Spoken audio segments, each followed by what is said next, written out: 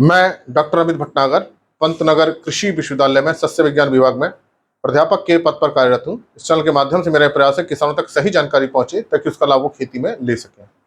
आज जो मैं बात करना चाहता हूँ वो यह है कि धान में आखिरी खाद हमें कब देनी चाहिए। जो हम उर्वरक दे रहे हैं, यूरिया दे रहे हैं, वो किस स्टेज पे आखिरी बार होना चाहिए और उसके बाद हमें नहीं देना चाहिए। तो कौन सी वो आखिरी स्टेज है जहां हम यूरिया देंगे तो क्रॉप को सबसे ज्यादा फायदा मिलेगा। तो देखिए, जो स्टेज है वो इस पे निर्भर करता है कि हमारी जो फसल की अवधियां कितनी है, छोटी अवधि की है, बड़ी अवधि की है, क्योंकि उसी के अनुसार उसमें कल्ले निकलते हैं। उसमें पहली कल निकलता है, जो बाली निकलने की अवस्था होती है वो है। तो देखिए, जो हम नाइट्रोजन धान में देते हैं मुख्यतः 3 समय हम देते हैं। एक रोपाई के समय हमें देते हैं ताकि उसकी जड़ें जल्दी से पकड़ लें और शुरू की बढ़वार अच्छी हो। दूसरी डोज जो है हमें कल्ले निकलते समय देनी चाहिए, जब उसमें टिलरिंग हो रही हो, ताकि अच्छे कल्ले निकले, स्वस्थ कल्ले निकले, मजबूत निकले। तो ये अवस्था रोपाई के 20 से 25 दिन बाद आती है।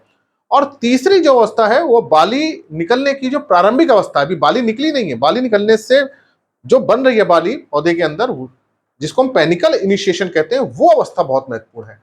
तो ये अवस्था 40 दिन से शुरू हो जाती है, 45 दिन तक रहती है, और कुछ वैरायटीज में जो लंबी अवधि की 50 दिन पे भी हो सकती है। तो इसका मतलब कि हमें ये 3 स्टेज जो है बहुत महत्वपूर्ण है जब हमें उर्वरक देना है। पहला रोपाई के समय, दूसरा कल्ले निकलते समय जो 20 से 25 दिन पे आएगा, तीसरी जो स्टेज है, ये आखिरी स्टेज है, ये बाली बनते समय। तो ये बहुत इंपॉर्टेंट स्टेज है। तो जो हमारी आखिरी डोज जानी चाहिए वो बाली जो बन रही है उस समय हमें इसको देना चाहिए। इससे ठीक निकलने से पहले इसको हम पेनिकल इनिशिएशन स्टेज भी कहते हैं। पेनिकल मतलब बाली, इनिशिएशन मतलब शुरू होना। तो अभी पूरी निकली नहीं है, अंदर बन रही है। तो ये जो स्टेज है ये 40 दिन, रोपाई के 40 दिन से शुरू हो जाती है, 45 दिन 50 दिन तक, मैक्सिमम ये 50 दिन तक जाती है। तो अगर दीर्घ अवधि की है, लेट मैच्योरिंग वैरायटी है राइस की, तो 50 दिन तक जा सकती है, और अर्ली में 40 दिन से शुरू हो सकती है। तो ये जो स्टेज है यहाँ पे हमको नाइट्रोजन देना बहुत जरूरी है, और इसके बाद हम देते हैं तो बाली बाहर आ जाती है, देने का कोई फायदा नहीं होता है।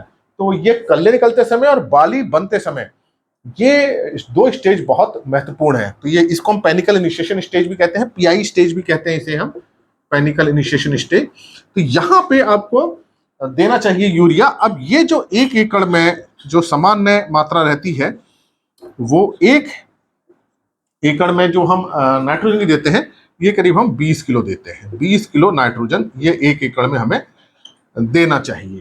तो ये 20 किलो नाइट्रोजन है।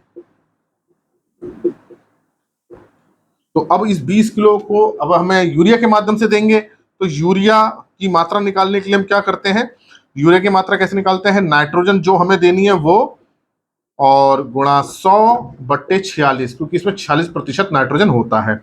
तो कितना हो जाएगा, 20 गुणा 100/46, और ये जो 100/46 होता है इसकी जो वैल्यू निकल के आती है करीब 2.17 आती है।